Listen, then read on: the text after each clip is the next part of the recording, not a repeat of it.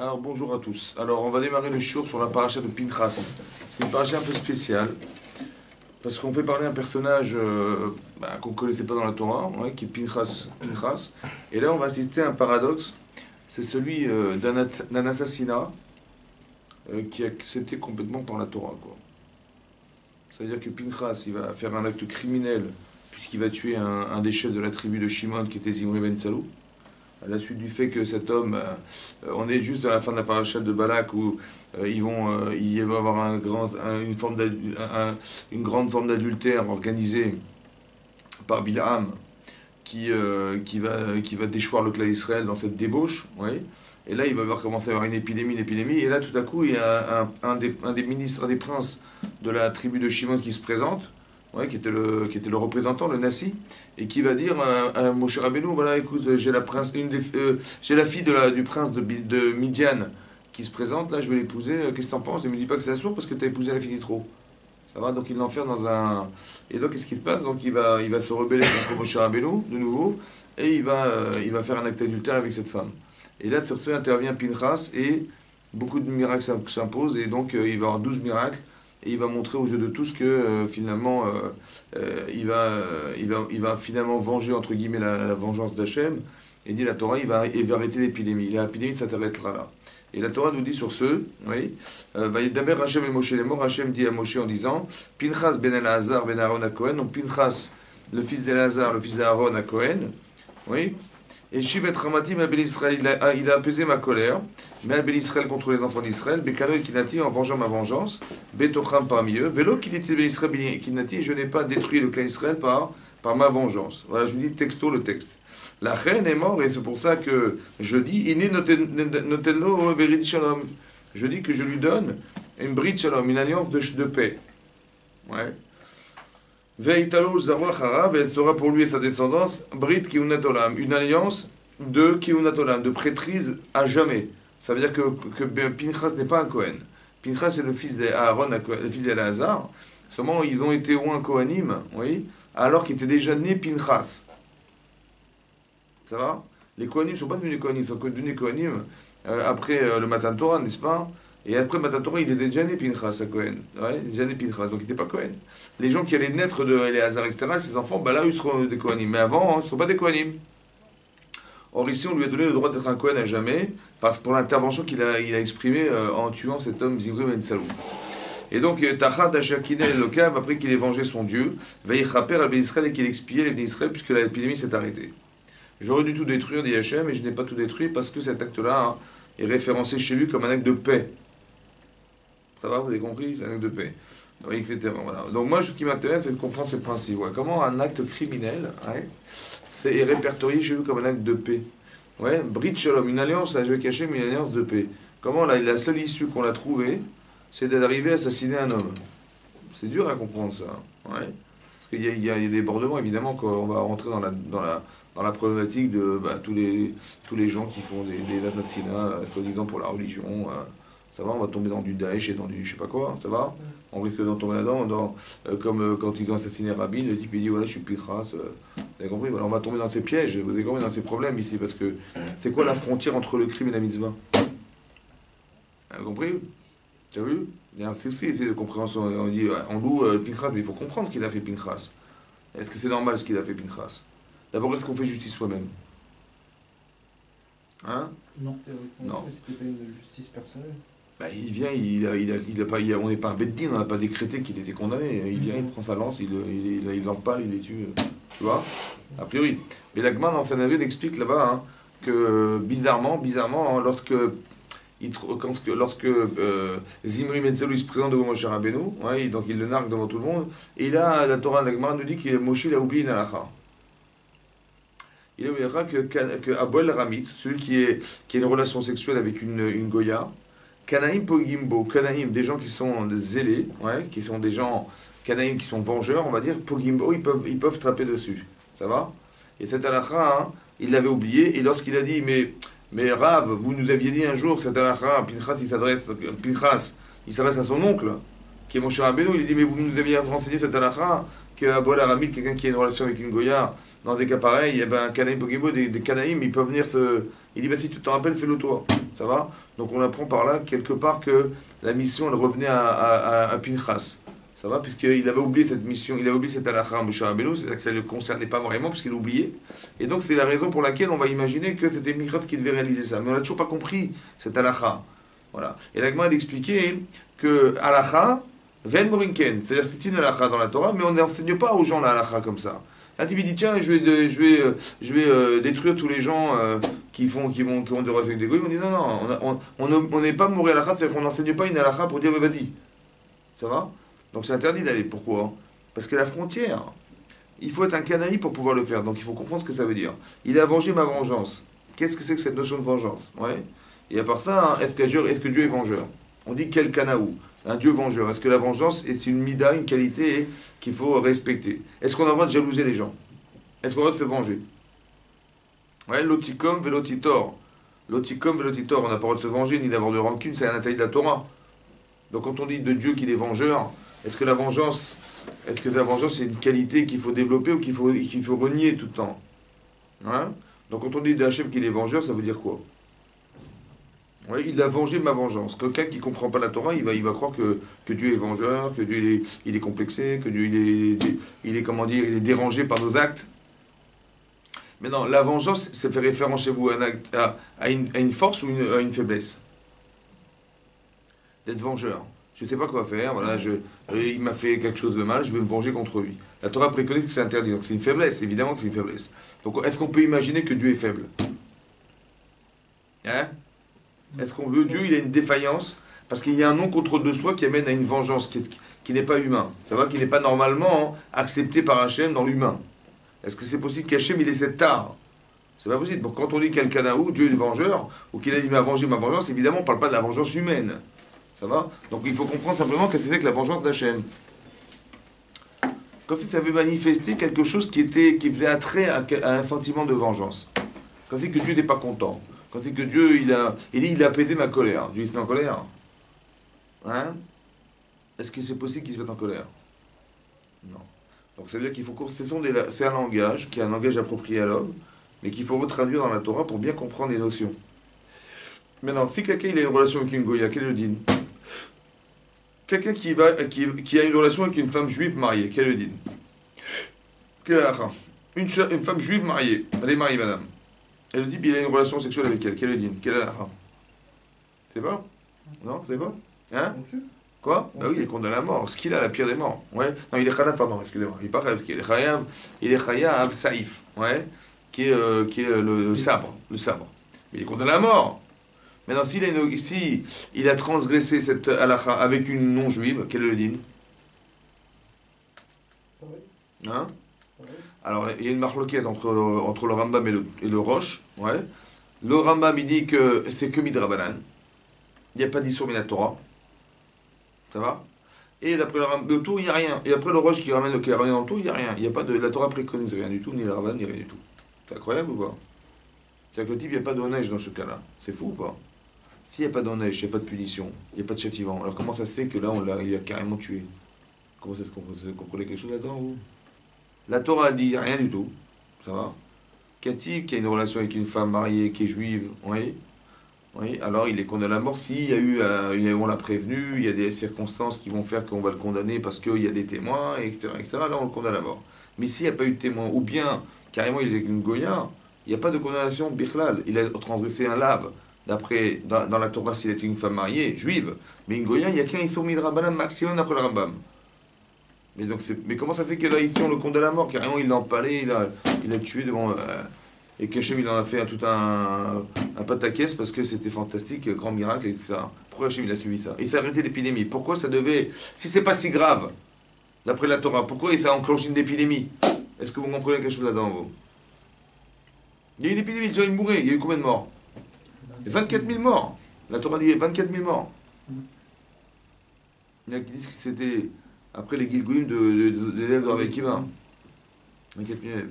Ça se passe quand cet événement? À quelle époque? On est à la 40e année, À la fin. à la fin. Ils ont été pendant 40 ans à l'école. Ah ben oui, C'est c'est 40 ans d'Yeshiva. Hein. ouais, c'est ça. Hein, ouais. C'est pas. Ouais. Après, c'est une autre problématique de comprendre quelle était la Vodazara de Baal Peor. Après, c'est notre problème. Histoire. Parce qu'ils n'ont pas été. En fait, quand tu vois la Gemara de Baal Peor, la Gemara dit, la Gemara en Sanhedrin, elle dit, ils ont fait la Vodazara, ils ont pratiqué la Vodazara. Parce que la Gemara dit là-bas dans Sanhedrin que quand Bilham il a vu qu'il ne pouvait plus les maudire, parce que ça sert à rien d'insister, il a fait 3 fois et ça n'a pas marché, à chaque fois qu'il voulait maudire, il bénissait des gens. Il a dit c'est pas possible, donc il a vu que par la bénédiction, il ne pouvait rien faire. Qu'est-ce qu'il a fait? Il a dit, mais voilà, leur Dieu, les Juifs, ils ne supportent pas l'adultère. Ils ne supportent pas la débauche sexuelle et tout, ils ne supportent pas. Ouais. Donc ce qu'il a fait, il a dit, voilà, je vais trouver un stratagème pour essayer de les faire tomber. Et par la faute, Hachem les maudira. Alors qu'est-ce qu'il a fait? Hein? Les femmes l'ont obligé, avant d'aller faire ce qu'ils avaient à faire, de servir au Baal Péor avant de... Alors justement, qu'est-ce qui s'est passé? Comment ça s'est passé? Alors là-bas, l'Agma dit qu'il a dit à Balak, écoute, amène-moi des filles, des prostituées. Ça va? Amène-moi des prostituées. Et qu'est-ce qu'on fait? On sait que les Juifs, ils adorent le lin. C'est une matière première qu'ils adorent. Donc il dit, qu'est-ce qu'on va faire? On va mettre des petites vieilles devant des rayons. Ils vont vendre du lin. Voilà. Et derrière, dans une tente, on va mettre une jeune femme très jolie, etc., une prostituée, qui va leur vendre du vin à 2-3 fois moins cher. Comme ça, l'Agma dit. Ils vont dire, voilà, moi je vends 2-3 fois moins cher. Alors il dit, vas-y, rentre. Le type, il dit, ah bon, t'as du lin pas cher et tout, il rentre. Ils leur font boire du vin. Et l'Agma dit qu'à l'époque, le vin n'était pas interdit. Le vin des goïms n'était pas interdit. Donc ils avaient le droit de boire du vin, parce que c'est Chachamim qui ont interdit le vin. Stam Yenam, il y a 2 styles de vin interdits. Il y a le vin qui a interdit la Torah lorsqu'il a été utilisé pour de la vodazara d'idolâtrie. Avant, les gens ils faisaient des libations de vin. Ce vin, il est assourd min Torah. Mais le vin Stam Yenam qu'on achète chez à Franprix, ouais, il est assourd min Rabanan. Mais à l'époque, le vin n'était pas interdit. Tu pouvais acheter du coca et du vin, c'était pareil. Ça va? Mais Chachamim, après, ils ont fait noter parce que le vin rapproche, le vin, on s'assimile par le vin, on se marie avec le vin, etc. Donc les gens, ils ont eu peur. Chachamim ont eu peur de l'assimilation. Ça va? Ils sont de l'autre Itradembam de ne pas s'épouser des goïms. Maintenant, à l'époque, le vin n'est pas interdit, donc il leur a fait boire du vin 1 fois, 2 fois, 3 fois. Ils ont bu du vin. Après, il a dit, mais tu fais partie de la famille. Maintenant, tu fais partie de la famille. Allez, installe-toi. Et bien, voilà, elle a sorti une Vodazara. Elle a dit, voilà, sers cette Vodazara. Elle dit, mais moi, je suis juif. Je peux pas transgresser cette Torah. Ouais, transgresser la Vodazara. Il dit, mais t'as pas compris. Tu fais ce que tu veux, mec. Tu fais tes besoins, tu fais tes machins. Dégage-toi, dégage un peu tout ça. Libère-toi. La Vodazara de Baal Peor, c'est ça la Vodazara. La Gemara dans sa a dit que dit ils mangeaient des épinards, ils allaient aux toilettes, ils allaient faire leurs besoins là-bas. Il fallait dénigrer cette idole. La plus grosse débauche possible de qui était possible, il fallait les montrer. Tu vois, te libère de toute frontière. C'était ça la Vodazara. Mais lui il disait, ouais, bien sûr, je vais m'amuser. En vérité, il se rendait pas compte que plus il dénigrait, plus il pratiquait la Vodazara. Tu as compris? Et après, de se libérer, ça libère de plein de choses dans sa tête. Et après, les types, ils ont carrément... et après, ils ont été avec des bonnes femmes et tout. Donc c'était la Vodazara qui permettait de libérer, d'enlever toutes les frontières, toutes les limites qu'on doit s'imposer pour ne pas transgresser la Torah. Ça va? Il n'y a plus de frontières maintenant. Fais ce que tu veux. Donc c'est un gros Yitzhara, ça. Vous avez compris? Et c'est dans ça qu'ils sont tombés. Ça, c'était pour répondre à ta question. Mais non. Maintenant, là-bas, donc l'épidémie s'étant déclenchée, qu'est-ce qu'il a dû faire? Il a dû assassiner Zimri Ben Salou et cette femme avec qui il était. Et il y a eu 12 miracles qui sont pour montrer combien Hachem il était prêt à accepter ce genre de choses. Maintenant, comment ça s'explique? Comment on peut expliquer un acte pareil? Vous voyez, comment ça va se traduire? Parce que c'est dangereux au niveau de la morale, au niveau de, comment vous dire, Kanaïm Pogimbo, c'est une halakha, on n'a pas le droit de la dire aux gens. Pourquoi? C'est quoi la différence? La différence entre un homme qui est fou de Dieu, qui va vouloir tuer les gens, et Pinchas, c'est pareil, quelle est la différence? Quand les types ils viennent, ils prennent Daesh, ils prennent leur mitraillette, ils t'éclaboussent toute la société, ils les tuent et tout ça, au nom de Dieu. Oui, c'est ça, non, ou pas? Ouais. C'est ce qu'il a fait ou pas? Non? Alors comment ça... Hein? On pourrait dire. Alors comment tu dis? Alors comment ça s'explique? Alors on dit, tu vois, il a mangé ma vengeance, la Koubarour et tout. Bon. Comment ça s'est traduit aux yeux des gens? C'est ça qu'il faut voir. Alors Rachid explique. Il est là. C'est marqué Pinchas ben Elazar ben Aaron HaKohen. Donc il faut savoir que Pinchas, c'est le fils d'Eleazar, qui est le fils d'Aaron HaKohen. Ça va? Ok. Son grand-père, c'est Aaron HaKohen. Les filles, Shayu Shvatim Mevazim Odo. Parce que dit Rashi que les Shvatim, les tribus, toutes les tribus, elles l'ont dénigré. En disant, Aritem ben Poutizé, chez Piten Avi Imo, Agalim Avot Kochavim, Ve'arag Nasibi Shavet Israël. Vous voyez ce type-là, c'est le petit-fils De... De quelqu'un qui gavait des animaux pour les amener à faire des idoles. Ça va? C'était son père. C'était ton grand-père, c'était qui? C'était Yitro.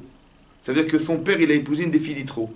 Ça veut dire que Moshe Rabbeinu, c'est à la fois son oncle et son beau-frère. Et c'est le beau-frère de son père et à la fois son oncle. Ça va? C'est-à-dire qu'ils ont épousé les mêmes des sœurs. Que Moshe Rabbeinu a épousé une fille d'Yitro. Et Éléazar, le fils d'Aaron Cohen, aussi il a épousé une fille d'Yitro.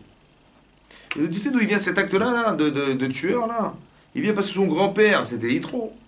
Et donc il était un prêtre de la Vodazar. Hein. C'est sûr qu'il avait des mauvaises midotes, c'est sûr que il était complètement détaché de la Torah. Donc cet acte criminel, il vient de l'ascendant qui était Yitro et qui a insufflé en lui un désir de tuer les gens. C'est ça vient. Comme ça on traduit. Sur ce, la Torah dit les ficha ba'akatou ve'ichasu les Aaron. Il dit non. Il est marqué à Ben Hazar, Ben Aaron à Cohen. Aaron à Cohen, il était affilié non pas, on n'a pas affilié Pinchas à son grand-père côté Yitro, mais côté Aaron à Cohen. Aaron à Cohen, il est connu, comme ça se marque dans le Pierre Kavot, qu'Aaron, il est Rodef Shalom. C'est un homme de paix, il cherche que la paix, il cherche qu'à arranger les gens, il est Rodef Shalom, il aime les créatures et il les rapproche de la Torah. Vous avez compris? Maintenant, le Shalom, le Brit Shalom, c'est le Brit, l'alliance qu'avait contracté son grand-père, en fait, qui a le Shalom. Comme il faisait le Shalom, des fois, dans la pire des situations, il faisait le Shalom. Ouais, quand il est mort à Aaron Cohen, ils ont fait des spédimes, des horizons funèbres qui ont duré des jours et des jours. Tellement il a manqué que l'Israël, qui faisait beaucoup de shalom baït, de la paix des ménages, il faisait quand il y avait des conflits entre les gens, il les réconciliait. C'est un homme de shalom. Réconcilier les gens. Mais là, c'est l'inverse, c'est une fracture qu'il a faite, là. Quand il a tué, il n'a pas réconcilié personne. Hein? Ok? Maintenant, c'est quoi la fonction du Cohen? Il est devenu Cohen. Il n'est pas Cohen. Il est devenu Cohen. On lui a donné le droit d'être Cohen. C'est quoi un Cohen? Dans la Torah, quoi il sert le Cohen? Serviteur de Dieu. Ben oui, mais nous aussi, on est des serviteurs de Dieu, non? On fait Avodat Hashem. Ça veut dire qu'on est serviteurs de Dieu. Ça va? En quoi, quelle est la particularité de Cohen? Il amène les corbanotes. C'est ça. Donc, qu'est-ce qu'il fait le Cohen, exactement? Il rapproche corbanotes. J'entends, mais il fait quoi? C'est quoi? Il rapproche qui de qui? Il rapproche le peuple de Dieu. Quand on a fait, nous, une faute, d'accord, on a fait, voilà, on est intermédiaire. Donc, on a fait quand on a fauté, ouais. À l'époque du Beth Amikdash ou du Mishkan ici, on avait l'obligation d'amener un korban. Ouais. On faisait, ça s'appelle akravat korban. Akravat korban. Tu vois? Donc on a amené des korbanot. Pourquoi? Parce que bon, on était pendus, on était suspendus à Hachem. Maintenant, akravat korban, Dior, je parle des cravates pas, ça. Donc akravat korbanot.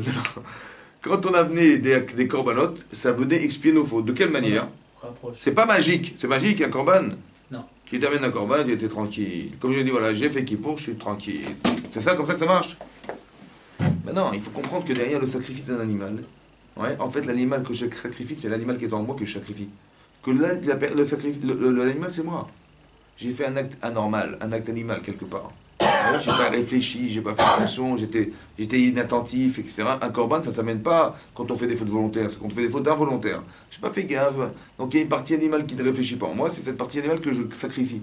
Donc c'est-à-dire, la capara, c'est la logique qui est relative à la faute, qui m'amène à penser que à ce moment-là, je suis un animal. Ça va, je suis quelqu'un qui ne réfléchit pas, quelqu'un qui ne. Comme si mon cerveau n'était pas là, quoi.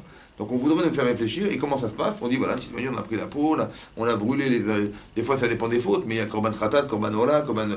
Et à chaque fois, en intensité de faute, en fonction de la faute elle-même, il y a un korban qui lui correspond. Mais qui c'est qui fait l'intermédiaire entre Hachem et l'homme?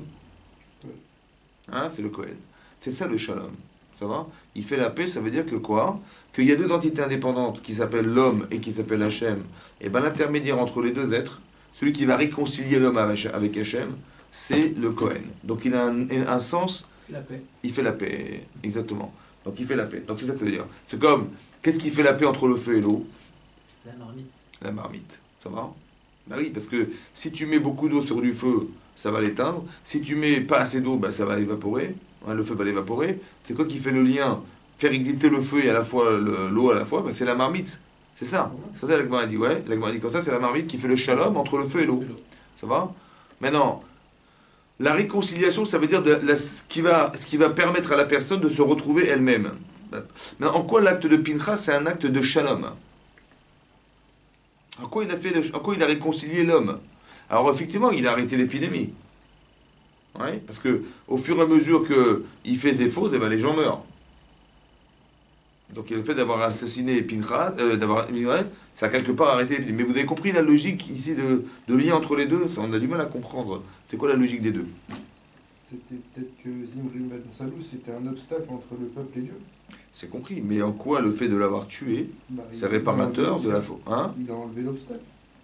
Ah oui, mais est-ce que tu le En tant comprends? que chef de tribu, ça doit être un modèle. Donc si cet acte était resté impuni, Mhm, toute la tribu se serait dit pourquoi pas nous, mhm. et ainsi de suite, tout le peuple. C'est vrai. C'est vrai, c'est vrai. Mais est-ce que ça méritait de mourir? Qu'est-ce qui est grave dans l'histoire? C'est vrai, Oui. alors que la Torah ne préconise pas qu'il y ait des surhumains. Il y a pas de punition dans un cas On doit pareil. être exemplaire, Comment moi, ça les marche? fautes sont- Bah oui, j'ai compris, sont mais pardonnées. est-ce que c'est plus grave que d'avoir été avec une femme mariée? Voilà. Hein? Oui ou non? À la fois, il a été voir, En il a fait, été voir Moshe. Attends, je t'explique un truc. Normalement, comment on référencie les fautes dans la Torah? Il dit, ben, ça dépend de la punition. Normalement, c'est comme ça. Tu dis, un type qui a transgressé une chose pas trop grave, eh ben, il va faire tchouva, ça suffira. Si il doit machin, il amène un corban. Sinon, il dit Chaimita ou il rêve carré. Donc la punition, la gravité, a priori, elle se mesure au châtiment de la Torah, a priori. Mais si la Torah ne châtie pas ce genre de personne, Peut-être que c'est bizarre. La Torah dit, il n'y a pas de châtiment dans la Torah. Maximum, c'est Chachamim qu'on interdit, ça va? Donc s'il n'y a pas de châtiment, c'est pas très grave. A priori, c'est pas très grave. Pourquoi ça devient tout à coup grave? Ben là, il remet Moshe Rabbeinu en cause. Là. Hein? Et donc, Il remet Moshe Rabbeinu en cause. C'est vrai, il y a un problème de remise en cause de Moshe Rabbeinu, tu as raison. Ouais. Et il remet aussi la Torah en cause. C'est vrai. Parce que toi, tu t'es marié avec Toi, tu dis une- que c'est pas l'acte en vérité qui est problématique, Là, c'est la situation. c'est ce qu'elle représente aux yeux de Moshe qui est gravissime. Heureusement qu'il avait oublié la lacha. Ouais, Parce que s'il n'avait pas oublié, ouais, qu'est-ce qu'il va dire? Qu'est-ce qu'il aurait pu dire? ouais. Bah, s'il avait s'en était rappelé, il aurait fait lui-même, hein. Je pense, Moshe Rabbeinu. Mais ça aurait été C'est quand même gênant. bizarre qu'il ait Ça aurait été oublié. gênant aux yeux du peuple. Ouais. Lui, il fait, et il tue celui qui fait. Ah, exactement. Ça va pas. Ouais, tu as raison, Il y a quelque tu as raison. chose. Ouais, tu as Il y raison. avait un petit... Tu as raison. Tu as Donc raison. c'est une bonne Ouais. chose qu'il a oublié. Ouais. qui lui rappelle Ça a été qu'il peut-être fait. pensé comme ça, peut-être. Tu as Comment? raison. Ça a peut-être été pensé comme ça par Hachem. Ah bah ça, on ne sait pas, mais bon... Est-ce que vous trouvez, est-ce que vous avez compris, est-ce qu'à votre avis, il y a un lien logique entre toutes les parachutes qu'on a lues? Au début, on a dit comme ça. Parachute Balotecha, oui, à la fin de la Balotecha, Myriam, elle fait du Lachonara sur son frère Moshe Rabbeinu. C'est qui intervient pour arrêter la catastrophe? C'est Moshe qui intervient? Sur la Shonara, Ouais. il demande un arefana. Non, non, je parle pas de ça. Je parle qui c'est qui intervient pour dire à Myriam qu'elle a eu tort de parler comme ça. Ah, Et c'est Dieu. c'est Dieu Ah lui-même. oui, d'accord. Bizarre. Ok. Après, qu'est-ce qui se passe? Parachat qui suit, c'est quoi? Chez l'Achlechanashim. Les Meraglim. Ils vont faire du Lachonara aussi. Ça va? Est-ce qu'ils ont été consultés, mon cher Rabbeinu? Après qu'ils soient. Ils aient fait un compte rendu, ils ont fait un compte rendu, ils ont dit voilà, ils ont tout de suite allé voir le peuple, vous savez, les fruits sont superbes, mais imaginez-vous les gens qui les mangent, imaginez-vous, on a trouvé Amalek, on a trouvé des gens, des géants, on pourra faire. Ils ont réussi à convaincre les Israéliens de ne pas rentrer. Mais pourquoi ils n'ont pas été voir Moshe Rabbeinu avant pour lui dire écoute, voilà ce qu'on a vu, on fait un constat incroyable, qu'est-ce que tu penses qu'on va dire?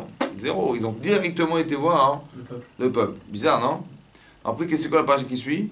Korach. Korach, lui, carrément, il va se rebeller contre Moshe Rabbeinu, et la terre va s'ouvrir, il va s'avaler par la... Il a réussi à, comment dire, à influencer les plus grands génies de l'époque, qui étaient les 250 membres du Sanhedrin. C'était un génie lui-même. Comment il a réussi à manipuler tous ces gens-là et contre Moshe Rabbeinu, la référence du cas Israël, c'est incroyable. D'accord? Et la terre va s'ouvrir. Ça va? Ensuite, il y a eu Balak, Bilam. Bilam, il va carrément maudire le clan d'Israël, ouais. Et tout ça, ça se fait dans le dos du clan d'Israël. Essayez de vous rendre compte qu'on est au courant de rien, on est dans le désert, et il y a un bonhomme qui essaie de nous maudire de l'autre côté de la terre. D'accord? Cette puissance de l'énergie qu'il a déclenchée, qui a déclenché la malédiction qu'il a essayé de déterminer Bilam, elle n'a pas fonctionné. Parce que si on n'est pas en faute, rien ne peut nous toucher. Et tout à coup, on bascule sur Pinchas. C'est quoi la différence? Vous avez compris? Et là, finalement, Pinchas, qu'est-ce qu'il fait? Il va voir Moshe Rabbeinu. Il dit, mais Rav, vous nous avez dit que celui qui est volé l'armée, il dit, t'as raison. Fais le tour. Vous avez vu le cheminement qu'on a suivi hein? Au départ, quand elle a dit de la Shonara à Myriam, qu'est-ce qu'elle a fait en fait? Bah, de bonne. Elle a égratigné l'image de Moshe Rabbeinu. En disant, tu vois, il a pas toujours raison. C'est pas bien ce qu'il a fait, il s'est séparer de sa femme, ça se fait pas. En fait, elle a eu tort. Mais le mal a été fait. On a dit, tu vois, Moshe a vendu la halachot. Parce que qui c'est qui lui a dit qu'il fallait se séparer de sa femme? On n'a jamais vu dans l'Israël quelqu'un qui est prophète et qui sépare son mari ou de sa femme, ça n'existe pas. Même nous, on est prophète. Dit Myriam à son frère Aaron, elle dit, mais nous aussi, et toi, il t'a dit de te séparer? Non, et toi, non, moi, ils m'ont vu. Donc, il sait, qu'est-ce qu'il a fait, mon cher Abélo? Hein, il fait des khumrot, il invente des halachot. Ça va pas? C'est trop fondamental, on ne sépare pas de son mari. Ça va, ni de sa femme, ça se fait pas. Il fait exactement les mêmes erreurs que mon père. Tu vois, que mon père, il s'est séparé de sa femme un jour, et etc., il s'est trompé, et heureusement que je l'ai réconcilié, mon père, moi, Myriam, c'est moi qui l'ai réconcilié. Et de cette réconciliation, il est né, mon cher Abélo, donc. C'est sûr qu'il s'est trompé, tu comprends pas? Le mal a été fait. En fait, elle n'avait rien à voir avec Moshe Rabbeinu, ni Aaron avec Moshe Rabbeinu. Si on était d'égal à égal, je comprends que ce que toi, on t'a pas demandé de faire, on va pas lui demander non plus. Mais tu croyais que vous étiez égaux? Ça va? Maintenant, Moshe ne peut pas lui dire, ah, on n'est pas égaux. Donc celui qui intervient, c'est Hachem. Mais vous avez compris qu'au départ, il y a un problème de relationnel avec Moshe Rabbeinu. Il y a un problème avec la référence depuis le départ. Maintenant, le mal est fait. C'est pour ça qu'après, les Meraglim, ils vont pas tirer l'enseignement de Myriam, mais ils vont pas tirer l'enseignement de Moshe Rabbeinu non plus. Donc quand il va falloir décider, on va décider nous-mêmes. Quand Korach il va se rebeller, il dit, t'as tout inventé. Toute la Torah est inventée. Ça va? Parce que tu m'as pas nommé chef de tribu de Kéat, mais c'est sûr que tu as tout inventé. Tu as un faux prophète. Ça va loin, hein? Mais d'où ça vient tout ça? Ça vient de quoi? L'origine d'un petit trou là-bas. Il y a un petit trou dans le mur. Myriam, elle a égratigné l'image. Tu comprends? C'est ça qui est gravissime dans l'histoire. Après, il y a eu les miracles, après, il y a eu Korach, après, il y a eu Bilaam. C'est quoi Bilaam? Ouais. Bilaam aussi, il va essayer de trouver un instant. Il écrit Moshe Rabbeinu. L'aucun Israël qui est Moshe Rabbeinu. Il n'y aura pas d'autres navis, prophètes en Israël comme Moshe Rabbeinu, mais en Israël, il n'y aura pas. Pour n'a pas dit dans le monde, il n'y aura pas. Pour dire qu'ailleurs, il y en a eu un. C'était qui? C'était Bilaam. Alors, bien sûr qu'il n'était pas comme Moshe Rabbeinu, hein. D'accord? Mais parmi les goïms, il était le plus grand des prophètes. C'était lui.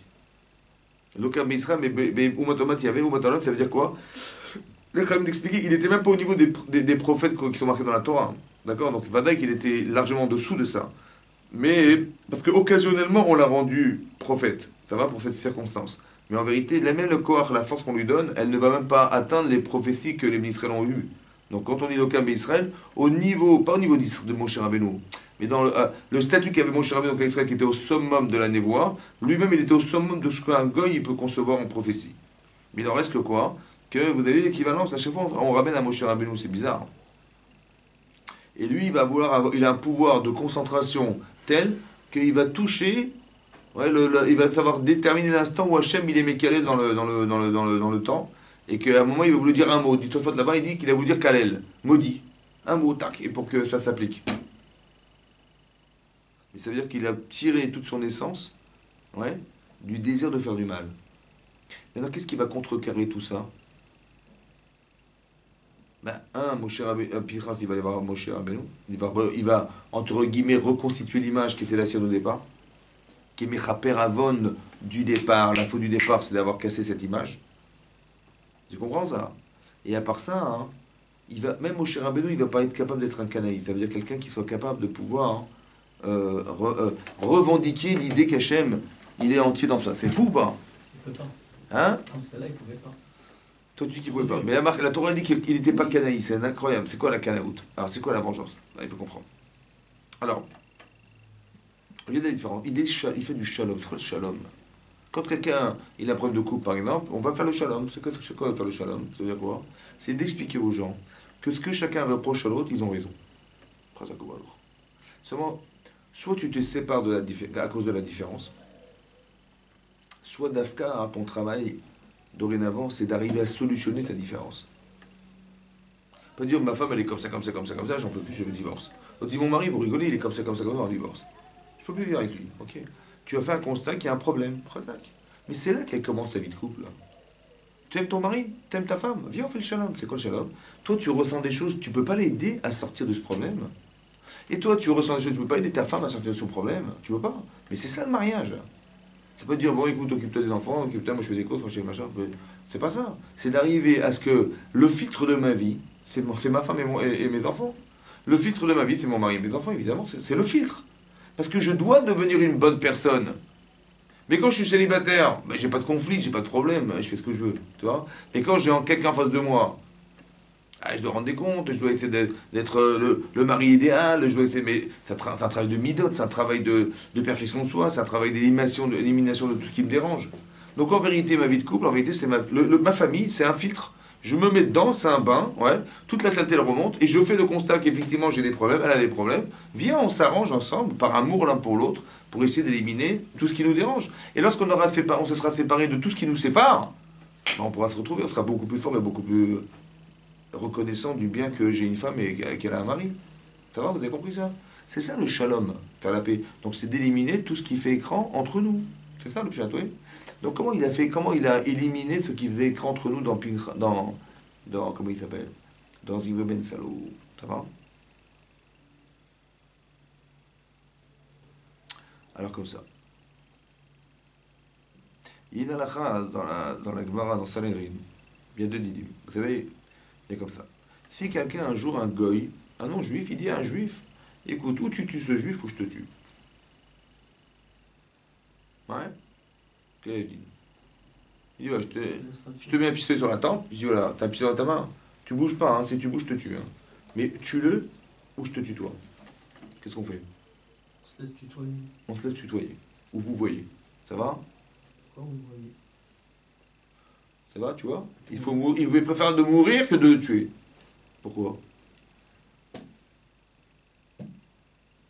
Pourquoi il vaut mieux mourir que tuer l'autre? Il n'est pas plus rouge, non? C'est pas ça? C'est quoi? Alors, on va dire l'inverse, Inverse. Si quelqu'un, j'ai quelqu'un qui est mourant pendant Shabbat, une crise cardiaque, il s'est arrêté à une station-service, une station de bus, voilà. Il est comme ça, il est agonisant, et moi c'est Shabbat, qu'est-ce que je fais? On fait tout pour le sauver. Mais c'est Shabbat. Le Shabbat, il est là pour vivre. Donc il y a une halakha qui est Vachai Baem. Il y a marqué dans l'humanité, il est marqué dans la Torah, Vachai Baem. On vivra par elle, par les mitzvot. Vachai Baem. Tu vis par elle, mais tu ne meurs pas par elle, dit la Gemara. C'est-à-dire que si maintenant quelqu'un est mourant, est-ce que je dis non, non, il va mourir parce que je ne vais pas transgresser le Shabbat? Je vais le laisser mourir ou je vais mourir, parce que je ne vais pas transgresser le Shabbat? Non, la Torah dit tu vis avec elle, mais tu ne meurs pas d'elle. Ça veut dire que tu ne vas pas rendre tributaire ta vie à cause des mitzvot. Ouais? Donc si quelqu'un il demande, j'ai pas caché, hein, ou je vais être Mechalel Shabbat pour lui sauver sa vie, je suis Mechalel Shabbat. Mais quelqu'un qui est Mechalel Shabbat, il renie l'existence d'Akadosh Baruch Hu depuis la création du monde. Je ne sais pas si vous vous rendez compte de la puissance que c'est Shabbat.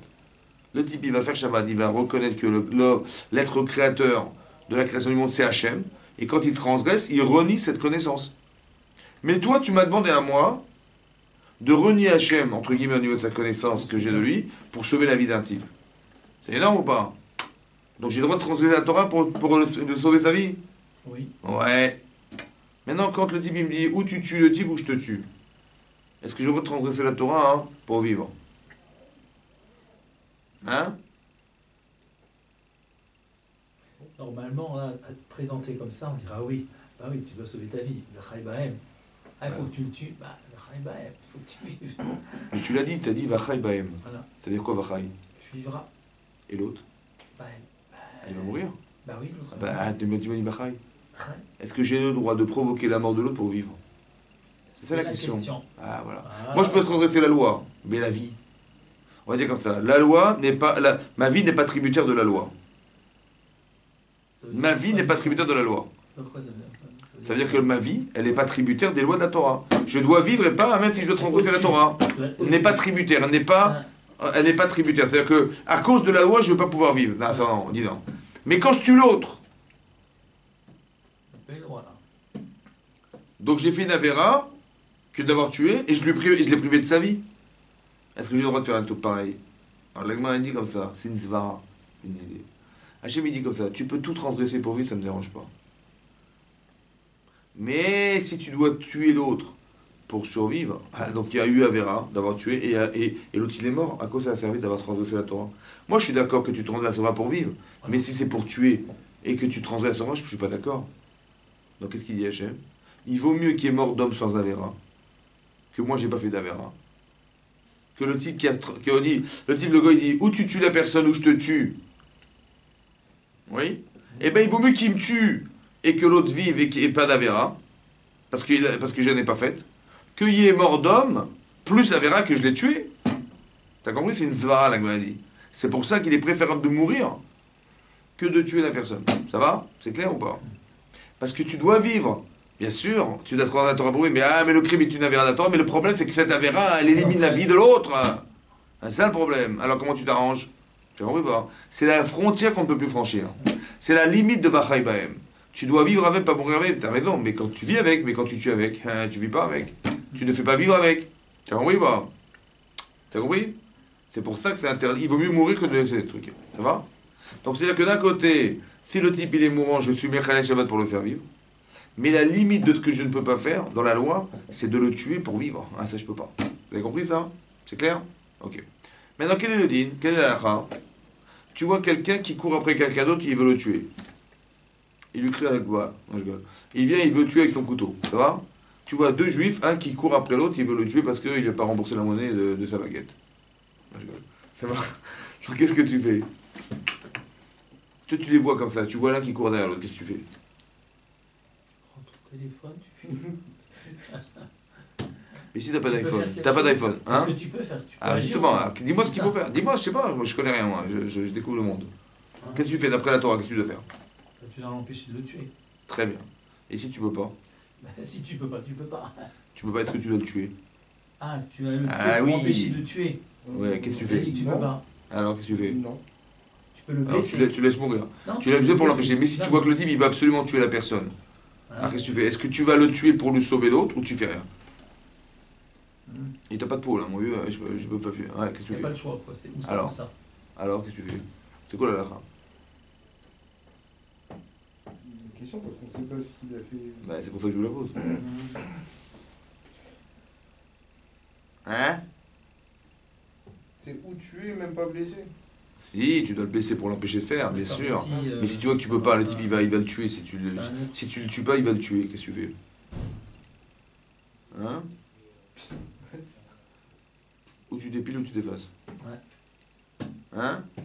Qu'est-ce que tu fais alors? Alors, Agma répond comme ça. Change de truc. Tue-le. Tue-le. Pourquoi? Parce que le type il va tuer l'autre. Donc il va mourir.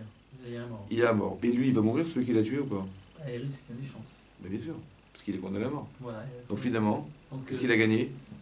Il y a eu faute plus mort d'homme. donc, il y aura des Alors il morts. vaut mieux, dit l'Agmara, qui meurt innocent, qui meurt chayav, qui meurt condamné. T'as compris ou pas? Que toi, en vérité, quand tu le tues, pour qui tu le tues? Mais c'est pour lui. Je mets en service.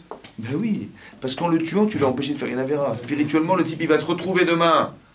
Tu vois, à ce que il va dire à Hachem, eh ben voilà, j'ai le tué. En plus, maintenant, on m'a condamné à mort parce qu'il y avait deux témoins. Ils m'ont dit arrête-toi, et j'ai continué à faire. Donc, le type, il est mort, il a tué personne. Donc, à quoi ça servit? À rien. Il valait mieux qu'il meure sans avoir fauté, puisque de toute façon, il va mourir, qu'il soit mort sans avoir, en ayant fauté.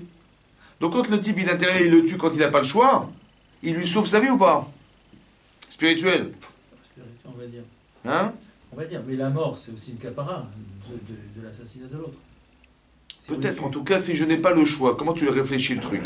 La Gemara, elle dit que Moutaf chez Yamout Zakaïm Yamout Rayav. Il est préférable qu'il meure innocent qu'il meure coupable. Parce que la faute qu'il a faite, elle le condamne à mort. Ah, ça veut dire qu'il est déjà condamné, quoi, dès qu'il fait ça. Oui, mais tant qu'il ne l'a pas tué, qu'elle le dit. Il a voulu le tuer, il l'a pas fait. Qu'elle le dit, qu'est-ce que tu penses? Ah, c'est un problème. Non, qu'est-ce qu'elle dit? Il n'a pas fait la vera. Il n'a pas tué. Il a voulu le faire, mais il l'a pas fait. Est-ce qu'on est condamné parce qu'on a voulu faire? Non, Non, donc c'est-à-dire que tant que je l'arrête, si je l'arrête avant qu'il l'ait fait, c'est bien. c'est bien. Et si Dis-moi, on- dis-moi, un jour on va se retrouver à Gan Eden là-haut. Il va me dire merci de m'avoir tué ou il va me dire qu'est-ce que ça a été faire me tuer? Sur la terre, il va me dire quoi? Mais laisse-moi tranquille, Voilà. je veux le tuer. Mais quand on arrivera dans le Hémet, le monde de Hémet, qu'est-ce qu'il va me dire? Merci. Hein? Merci. Il va me dire merci. Ce qu'il me dira pas maintenant. Mais là, il me dira merci, parce qu'il n'y a plus de gouffre. Tu as compris pas? La cohérence, c'est heureusement que tu m'as tué, parce que si je l'avais tué, regarde où est-ce que j'aurais été? J'aurais transgressé de façon profonde de tourment. C'est-à-dire que spirituellement, il lui a sauvé sa vie. Ça va ou pas? C'est un acte de shalom ou pas, ça? Une phrase. Là, je te parle, c'est un acte de shalom qu'il a fait ou pas? Ou c'est un acte criminel? Quand le type, il court derrière l'autre, et je l'arrête et je le tue pour l'empêcher de faire plus d'avérantes que ça. C'est un acte de shalom ou un acte de criminel? C'est un acte de paix ou un acte de mort? Ou un acte d'assassinat? C'est un acte de paix au final. Hein? Un acte de paix au final. Est-ce que c'est facile de le faire? Pas du tout. Ah non. Pas du tout, du tout. Donc c'est quoi la frontière entre la mitzvah et la vera? Très très dur. Ah, c'est très dur. Hein. Et par exemple, si on Tu as voit... compris, Abraham? Très très dur. Il faut être un sadique de fou ou pas? Gamour. Ah, Gamour. tu vois qui c'est celui-là? C'est ça le canaï. Comme ça j'ai compris. C'est quoi le canaï Poghibo? Tu sais comment c'est dur? C'est pourquoi j'ai pas le droit de dire à un type, mais vas-y, fonce, vas-y, va le tuer. Tu sais pourquoi j'ai pas le droit? Parce que s'il n'est pas sincère, tzadik gadol dans sa tête, c'est un criminel. La frontière entre le crime et la mitzvah, elle est tellement fine que le type, il faut faire les Shem Shamaïm pour le type lui-même. T'as compris ou pas? Ça veut dire comme ça. Tant que, quand Pinchas il a tué Zimri Ben Salou, il va se retrouver à Gan Eden. Mais purée, mais tu te rends compte heureusement que tu m'as arrêté? Parce que de plus en plus, il y a des gens qui mourraient à cause de moi. Il a arrêté l'épidémie. Mais c'est ça que ça veut dire. Mais c'est-à-dire qu'on ne se rend pas compte en vérité. Quand on fait des avérotes, on ne se rend pas compte qu'on crée une épidémie autour de nous. Quand on fait des shiurim, on évite des épidémies. Est-ce que vous comprenez ça? C'est un acte de shalom. Parce que on ne se rend pas compte que l'ignorance, amène à la faute, évidemment. Mais si le type, il ne savait pas. Mais il est censé savoir. Mais faire attention que quoi? Que tu aimais que mais ça, c'est un acte de shalom. Mais le chidouche gadol de la Torah, c'est que même quelque chose qui paraît être paradoxal avec le shalom, qui est de tuer la personne, ça peut être un acte de shalom si c'est fait de façon cohérente pour la personne qui le vit et qui le comprend. C'est fou ou pas? Le type Daesh, quand il tue des gens, pourquoi il tue les gens? Il dit parce que vous êtes des Habib Diallo et vous allez détruire le monde et vous faites des dégueulasses et machin, il nous tire dessus. Je dis mais t'as rien compris mon chéri. C'est pas pour ça qu'on fait. La Pinchas, il l'a pas fait pour ça. Il l'a fait par amour pour le type. Pas par dépit ou par religion, je sais pas quoi. T'as compris pas? Il fait ce qu'Hachem aurait fait. Il dit mais Hachem il aurait voulu que quoi? Pourquoi Hachem il est condamné à mort ce type-là? Parce que quelque part, ce qu'il a fait, il vaut mieux qu'il s'arrête là qu'il continue. C'est un type dangereux. Tu comprends ce que je veux dire? Pour lui-même. Par amour pour lui-même. Il a dit je te le fais par amour pour toi. Et aussi parce que c'est ce qu'Hachem il aurait fait à sa place. T'as compris? Regarde par exemple un exemple très simple. Regarde encore. C'est un truc de fou ça. Bah oui, t'as compris? Voilà, comme ça. C'est-à-dire que vu de cet angle-là, Voilà, c'est pas pire. Il fait un acte de shalom, il fait pas un acte de. C'est ça, Briti Shalom. C'est tellement profond en lui qu'il a construit cette notion-là que ça lui restera à jamais. Pour lui, sa descendance. Ça veut dire que très grand chidouche, que quand vous faites des mitzvot, si c'est sincère et si c'est profond, 100%. plus c'est 100%, plus ça durera l'éternité. Ça devient génétique. Exactement. Tu transformes, il est devenu Cohen. Voilà. Tu as compris ce que ça veut dire ça? C'est-à-dire que tu peux devenir un homme de shalom. Mais ça ne se passe que dans les mitzvot. Comment? Que dans les mitzvot. C'est-à-dire que si tu fais des mitzvot, pas des trucs qui ne sont pas mitzvah, mais dans la mitzvah, la Torah nous transforme. C'est un truc de fou. J'ai pas compris que les trucs pas bien. Que dans la mitzvah. C'est-à-dire que si un type il s'invente des films où il dit voilà, je l'ai fait ça parce que je veux être dans les journaux, des machins comme ça, qu'elle le dit. Tu dis ouais, mais moi, mais c'est ça qui est fou. Tu vois, Pinchas il avait dit mais bien sûr, mais je vois, même Moshe l'a oublié, mais donc c'est moi l'homme de la situation, allez, j'y vais, tu vois, c'est moi l'homme de la situation, terminé, c'est un criminel. C'est vrai que celui qui a tué Rabin, c'est un criminel, parce qu'il l'a fait pour des raisons politiques. Il a dit mais c'est pas, il va nous vendre la terre d'Israël, machin, mais qu'est-ce qu'il est fou, tu vois, il l'a tué parce que. Mais c'était politique au départ. Il ne faut pas le faire parce que tu as une raison extérieure. Il faut le faire pour lui. Tu as compris la différence? Mais ça, il faut être capable de le faire. Si t'es pas capable, mais tais-toi et tire-toi. Mais c'est très compliqué ça. Il faut être un grand sadique pour le faire non pas de façon idéologique. Je ne le fais que parce que la personne, elle est condamnée. Et ce qu'elle fait, elle va être pire pour elle. Donc je le fais pour elle. T'as compris la différence? C'est un acte de shalom, ça vient d'Aaron à Cohen. Il dit quand deux personnes sont en conflit, mais moi j'ai rien à gagner, c'est pour vous que je le fais, le shalom. T'as compris pas? C'est-à-dire qu'il faut le comprendre dans ce sens-là, que quand Pinchas, il fait un acte qui est paradoxal avec le shalom, en vérité c'est le seul acte de shalom qui existe. C'est comme il dit, il court derrière, et il ne peut rien faire d'autre que de l'arrêter, parce que... Mais c'est un acte de shalom qu'il a fait. Mais il ne le fait que pour lui. Parce qu'il vaut mieux qu'il meure Zakai, qu'il meure Chayav. Tu comprends? D'un côté, il y a deux choses à comprendre. Il y a l'aspect physique et l'aspect spirituel. Tu dis, mais physiquement, tu l'as arrêté de vivre, c'est pas normal. Mais d'un autre côté, spirituellement, il valait mieux qu'il s'arrête. Tu as compris? Parce que spirituellement, il va perdre l'essentiel de son existence à cause d'un acte pareil. C'est dommage. Alors il vaut mieux que j'arrête là. Je lui sauve sa vie en fait. Je fais le shalom entre Hachem et lui. Mais je fais le shalom entre lui et lui-même. Il y a une partie de lui qui est animale, une partie de lui qui est spirituelle. C'est dommage que la partie animale, elle en prise sur... Ah, c'est dommage. Tu as compris ça? Et ça, c'est Pinchas. pour ça qu'on dit que Pinchas c'est Eliaou et qu'il n'est pas mort et que ça vous a compris, parce qu'il arrive à un degré où il n'y a plus de gouffre, il n'y a plus de corps, il n'y a plus lui, il n'y a plus moi. C'est pas moi qui fais, t'as compris? Je fais que dans la volonté de... C'est un Kadaï, c'est ça qui est très compliqué. Il faut être un très grand sadique pour faire ce qu'a fait Pinchas. C'est pour ça qu'il a été demandé à mon cher Rabbeinu. Mais bien sûr. Si c'était une impulsion, il n'aurait pas demandé. Ah ben ouais, Et non. c'est l'halakha, c'est bien comme j'ai... Il a oublié parce que Hachem il a dit c'est toi qui dois le faire. Voilà. Un truc de fou. Hein. C'est-à-dire que c'est très important de comprendre plusieurs choses ici on comprend. D'abord la frontière entre le spirituel et le physique. Très important. Et que la priorité des choses, c'est l'autre. C'est dingue. Hein. C'est-à-dire que quand tu fais quelque chose, si ça s'enferme dans toi, ça n'a pas de sens. Mais si tu peux même faire un acte criminel qui est paradoxal avec faire vivre, ça peut s'appeler faire vivre. Parce que spirituellement, le type, tu l'as fait vivre. C'est fou quand même. Par exemple, quand tu grondes tes enfants, bah, tu dis, mais c'est pas bien. Mais quelque part, en vérité, tu frappes le corps, entre guillemets, ou tu dis quelque chose qui est touchant, mais quelque part, tu veux sauver moralement la personne. Donc tu sauves le spirituel au détriment du physique. C'est ça que tu fais, non ou pas? Tu le comprends, ça? Tu as tué une partie de l'homme, mais tu as fait vivre une autre. Il valait mieux comme ça.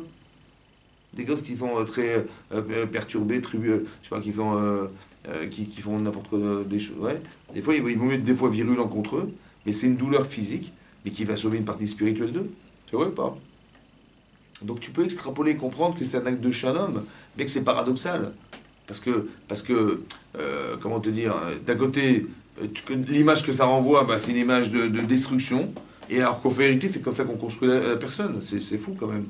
Quand tu dis même des paroles désobligeantes, qui paraissent désobligeantes pour celui qui la reçoit, il te dit, mais comment tu me parles, machin? Je dis, mais je l'ai fait que pour ton bien. Moi, j'ai pas de...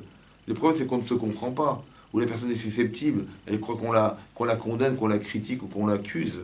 Alors qu'en vérité, c'est pas ça. C'est mal compris, mal géré, tu vois. Mais la personne dit, mais je t'ai jamais condamné, je t'ai jamais donné un conseil, tu prends comme tu veux, mais c'est comme ça. Mais quelque part, c'est une forme de violence, mais qui amène à libérer une forme spirituelle de moralité qui amène à ce que la personne soit plus cohérente et plus logique. Tu comprends? Il y a une forme de... Quand tu fais tes chouvas, tu t'affliges.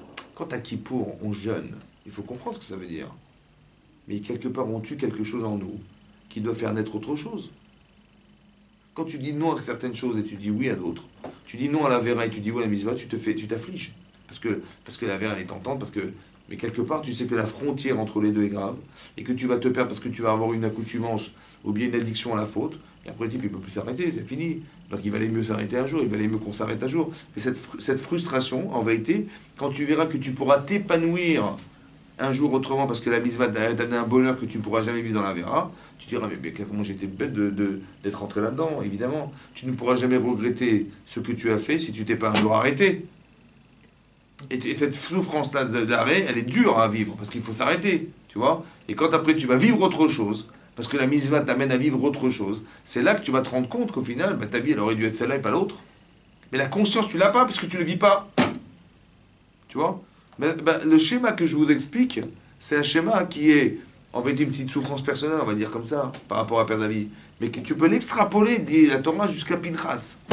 Tu vois, jusqu'où ça pousse, tu pousses jusqu'à là. Tu peux lui sauver sa vie en lui enlevant sa vie. Ça va? C'est ça qui est marqué là. Mais il faut être capable de le faire. Mais là, c'est quasiment impossible. Que même Moshe Rabbeinu n'était pas capable de faire ça. Il y a Pinchas. Alakha, que Kalem Pogimbo, c'est une alakha. Il faut le faire, l'Echem Hachem. C'est dur, ça, c'est quasiment impossible. Pour ça que c'est une alakha, mais on ne la dit pas aux gens. Il dit, tiens, il téléphone. Alors, ouais, tiens, un type, il a une connaisse, est-ce que je peux le tuer? Un sourd, rentre chez toi. Parce que à la fin, même pas, je ne le connais pas le type. Pour être un Pinchas, vous comprenez ce que ça veut dire? Donc c'est-à-dire qu'il faut arrêter de se prendre pour des gens, genre il fait 0, 2 euros, à vaut 2 euros, tout ça, c'est pas possible. Donc il faut faire très attention à ça, que le paradoxe il est clair. Il faut juste comprendre comment ça marche. Parce que quand on a compris, si on ne se pose pas de questions, on n'a pas de problème. Maintenant, comment ça se fait que la Torah, elle préconise a priori que c'est pas si grave, puisque la Torah ne donne aucune indication de punition. Et d'un côté, on est fait un acte pareil qui devient grand qui nous Hachem. Alors peut-être l'idée, c'est comme ça. Ce qui est marrant, c'est comme ça. Si quelqu'un, juif, il a une relation avec une femme juive mariée, qu'elle le dîne, c'est grave ce qu'il a fait. Oui. Et l'enfant qui naît de cette relation, il est mamzer. Un mamzer, il est Israël ou il n'est pas Israël? Israël. Il peut faire les mitzvot? Oui. Il peut juste pas se marier avec des juifs. Il peut juste pas se marier avec un Israël, un Lévi ou un Cohen. Il peut se marier avec une mamzeret. Mais il est juif ou pas? Et les enfants aussi sont mamzer. Ils sont mamzer. Il transmet la mamzeroute parce qu'il est mamzer. Ça va? S'il se marie avec une femme mamzer. Pareil. Transmet, oui, la fortiori. La Ah, fortiori. ça s'arrête pas, ça. Toute la Ça s'arrête journée. jamais. Ça s'arrête jamais. Jamais. La seule manière, dit la Gemara, de le faire, c'est qu'il soit un esclave et que son maître il lui donne une Goya et qu'il ait des enfants avec elle et que ses enfants ils se convertissent et ça arrête sa descendance. Et où lui, ça n'a pas des enfants, mais disons que sa descendance s'arrête là. Ça va? Ça va? Mais mamzer, il est mamzer à vie. Mais non. Pas à vie, mais je dirais. C'est éternel, quoi, éternel. Ça va? Oh, c'est dangereux, ça. Mais pourquoi on en parle? C'est parce que c'est dangereux. Non, parce que depuis des siècles et des siècles, c'est sûr qu'il y a un mélange. Des batailles, des mamzeries, batailles. Des filles garçons. C'est-à-dire que la fille, elle est mamzerette, elle transmet la mamzeroute, et le garçon, pareil. Donc s'il ne le sait pas, c'est des mamzerim qui se répandent dans le cas Israël. Ça va? Pour demander à Touva. Mais c'est pour ça. Parce qu'on veut savoir comment il est né cet enfant, d'où est ta mère, machin. On voit les dates, on voit les trucs, on voit que ça correspond pas. Elle était divorcée, pas divorcée. Et pas divorcée, était née, il y a un problème. Ton père, il est parti de Lulu et ta mère, elle était née au milieu de tout ça. Comment il est né, le type? T'as compris? Mamzerim. Mais non, ça c'est quoi? Ok. Et maintenant, si un type, il a un enfant avec une Goya, quel est le din? Quelqu'un qui a un enfant avec une non-juive, quel est le din? Comment ça, tu sais pas? L'enfant est juif ou pas? Non. Pas juif. Maintenant, est-ce que c'est son Faut fils? se convertir. Est-ce que c'est son fils? Oui. Je sais pas. Je sais pas, C'est le fils quoi. de Soya, non, Ah. je sais pas étudier. Oui, Est-ce que c'est ton fils ou pas? Ben non. Il y a marqué dans le Parashat Vaïtranan que c'est son fils à elle. C'est pas le tien. C'est ça, elle. Un truc de fou. C'est sûr. Bénard, c'est le sien à elle. S'il n'est même pas affilié à son père, il est goy. Il est fils parce que il a quelque chose de Génétique, on va dire génétiquement, mais alachiquement. Il n'est pas son fils, Pirsal. Tu as compris pas?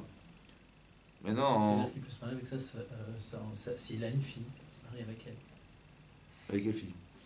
Si cet homme-là a une fille juive, Hmm. ben, il peut se marier avec cet homme. S'il se convertit, il Ouais, est goy. ouais, D'accord? Mais non. Tu as compris? c'est son frère. Mais non. Tu sais pourquoi la Torah ne parle pas? Comment? Pourquoi la Torah ne dit pas que c'est grave? Que si un type est en relation avec une Goya, c'est grave. Parce qu'on n'est plus dans le judaïsme. C'est un truc de mal. C'est tellement énorme que c'est même plus son fils. Que si un type il a transgressé la Torah, il était qu'une femme juive, mariée, l'enfant il est mamzer. Mais il y a des halakhot. Il reste dedans. Il reste dedans. Non. Mais celui qui est avec une Goya, Il sort. il sort carrément. Il sait. C'est pourquoi il ne dit pas d'Onesh. Parce que Onesh de quoi? Il n'y a rien de juif là-dedans. T'as compris pas? Il n'y a rien de juif là-dedans. Parce que l'enfant qui va naître, il va être goy. Donc on est sorti des critères de la Torah. Donc c'est pas que c'est pas grave, c'est la pire des choses. C'est pourquoi la Torah ne parle pas.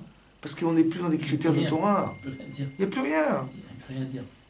Tu comprends pas? C'est pour ça que c'est grave ici ce qu'il a fait Pinchas. Quand les Chachamim ont dit comme ça, il faut, quand tu manges avec des gens, ne rentre pas dans les restaurants avec des gens pas juifs, etc. C'est pas pour faire du racisme. C'est pour dire que tu peux tout perdre. Tout ce qu'a fait Abraham, Israël, Yaakov et tout ce qu'ont fait tes grands-parents et tes grands-parents, ils ont conservé leur judaïsme et tout disparaît en une seconde. Des fois, il n'y a pas le choix.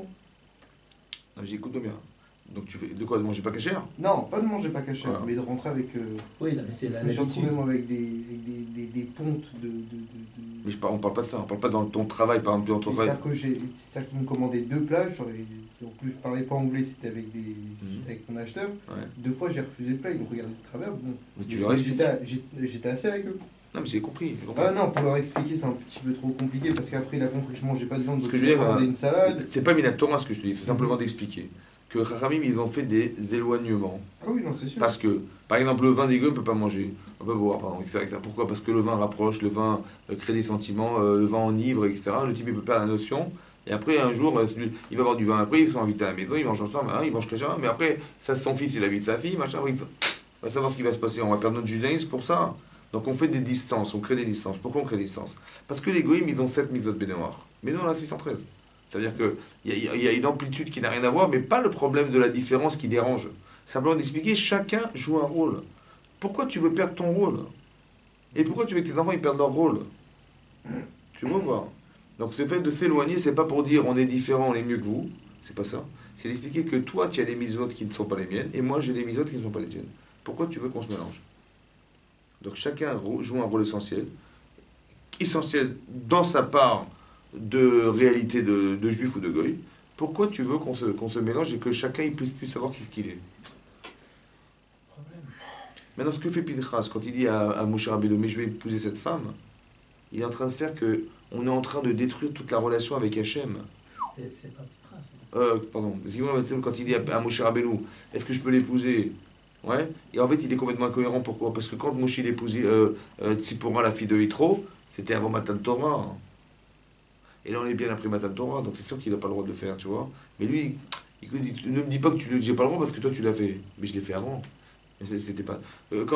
Comment dire, quand Yaakov Avinu, il épouse deux sœurs, avant Matan Torah, c'est possible. Après Matan Torah, c'est impossible.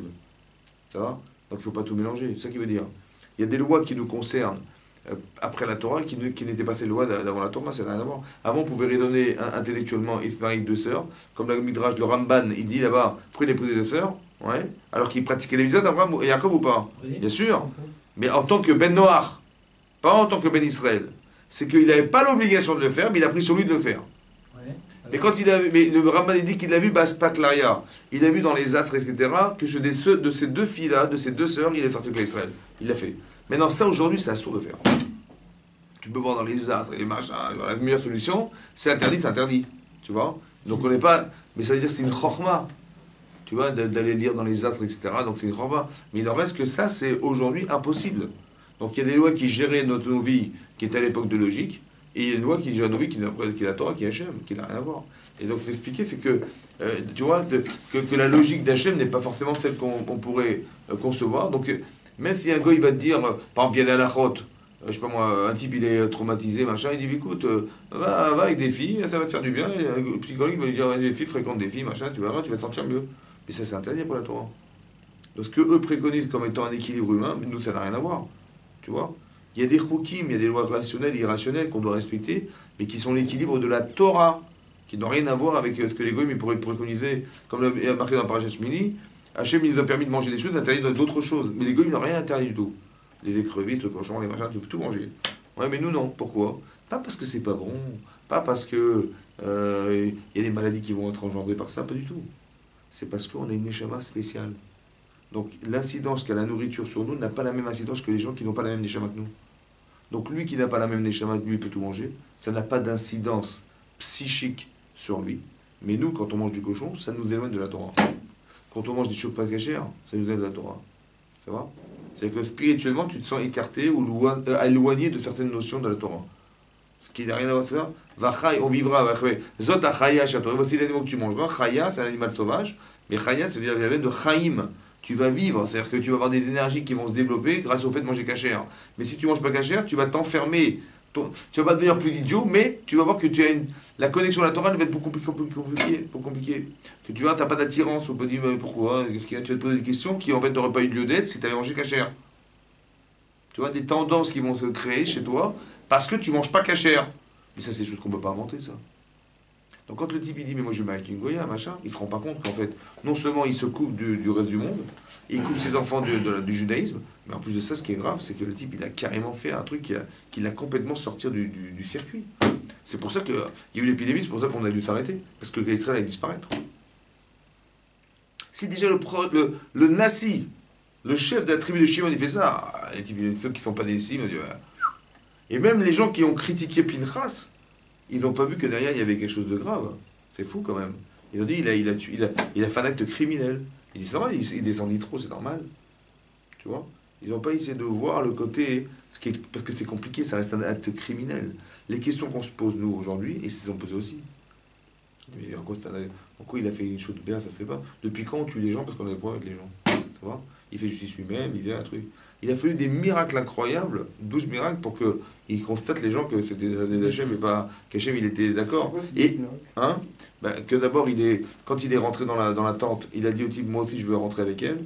Ils ont dit d'accord, ils l'ont laissé rentrer. Il avait une épée, il a retiré la pointe. Il a mis dans sa poche, il est venu avec un bâton, donc ils n'ont pas vu. Après, quand il est rentré, il a exactement mis la lance dans la partie génitale de l'homme et de la femme en même temps. Ouais. Ils étaient ensemble. Quand il les a levés tous les deux en même temps, que quand il est sorti, la tente elle s'est poussée, la porte s'est ouverte, il a pu rentrer, il a pu ressortir, ouais.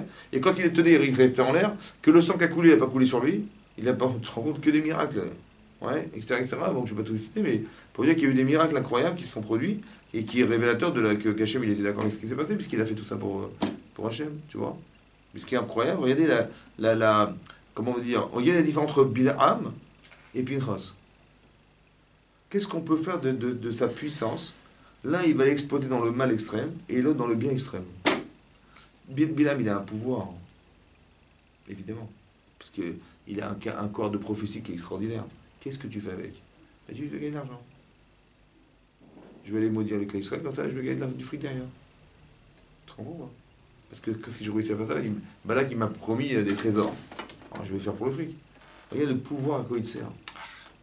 Tu vois? Alors que Pinchas, il a un pouvoir, il l'a utilisé que pour le shalom et pour Hachem. Ça veut dire qu'il faut faire attention il faut donner une orientation à nos vies, je pense. Ouais. Et que savoir déterminer quelles sont nos forces, quels sont nos pouvoirs, quelles sont nos qualités, nos avantages, et d'essayer de réfléchir comment je peux les utiliser au mieux pour la Torah et la Avodat Hashem. C'est que comme ça qu'il faut réfléchir. Parce que si je les informe dans l'intérêt de moi, tu verras que ça va s'arrêter un jour. Parce que tu peux pas aller loin avec des idéaux qui s'arrêtent à toi. Ça va pas loin, ça. Jamais, jamais.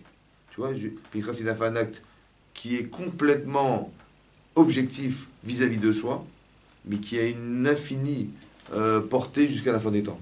Pourquoi objectif par rapport à soi? Parce que c'est pas moi. Il n'a pas dit je l'ai tué, je vais sauver Dieu, il n'y a pas de jeu là-dedans. Tu vois? Non. Et ça veut dire quoi? Je comprends pas, ça veut dire quoi objectif par rapport à soi? L'objectivité, c'est d'être neutre. Oui. Je l'ai fait que pour lui et pour Hachem. Impossible. Mais c'est ça qui est dur. Ça qui est dur. Et si d'abord Hachem, par exemple, avec tes enfants, est-ce que tu cherches des intérêts? Bah non. Mais tu vois, au fur et à mesure, tu vas construire une relation où le centre d'intérêt, c'est l'autre. C'est qu'avec tes enfants, eh ben, tu peux un jour l'extrapoler sur les autres. Pourquoi pas? Et tu vas essayer de réfléchir. Pourquoi? Parce que tu aimes, eh ben, tu peux aimer. Et l'intensité que tu mets ne sera pas la même. Mais quelque part, tu peux t'inspirer de ça. Tu vois? Jusqu'à devenir un Pinchas. Truc de fou. Hein. Jusqu'à devenir Moshe Rabbeinu. Tu dis Aaron Cohen, il fait des shalom. Lui, il n'a aucun intérêt. Il fait que pour les autres. Tu vois? Tu vois? Il fait que dans l'intérêt des autres, que l'intérêt d'essayer de faire le shalom, d'équilibrer le monde. Qu'est-ce qu'Hachem, il attend de moi, tu vois? Qu'est-ce que je peux faire de mieux de ce que je suis? Qu'est-ce que je peux faire de mieux? Ben, j'ai une intelligence, j'ai une sensibilité, je suis un peu psychologue, je sais pas, bien, je fais les shalom, je vais faire le shalom entre les hommes. Au moins, ça arrange un peu, ça va un peu changer le monde, un peu, non? Oui. Ben, vas-y, utilise ton pouvoir. Pas dire non, je suis psychologue, comme ça, je vais gagner, je vais les rendre malades, et ils vont venir chez moi, je vais les soigner. Ouais. Tu as compris ce que je veux dire? Je reviens encore à ce que je disais tout à l'heure, c'est pour ça qu'il était demandé à Moshe. Parce qu'il savait que c'était ça, mais il dit peut-être je me trompe. Exactement, c'est la Yirat Shamayim, ça, bien sûr. C'est ça la Yirat Shamayim. Peut-être il y a une petite partie. Tu vois ce qu'il a manqué aux autres? Les Meraglim, ils ont été pas. Myriam, elle n'a pas été voir son frère. Les Meraglim, ils n'ont pas été voir. Korah, elle n'a pas été voir Moshe Rabbeinu pour demander conseil. Personne n'a demandé conseil. Tu vois? C'est ça, c'est ça que j'ai expliqué. Que la fin de la boucle, c'est lui, en fait. Tu vois? Tu vois, la fin du truc, c'est lui. T'as compris? Chazak, messieurs. Chazak au balour.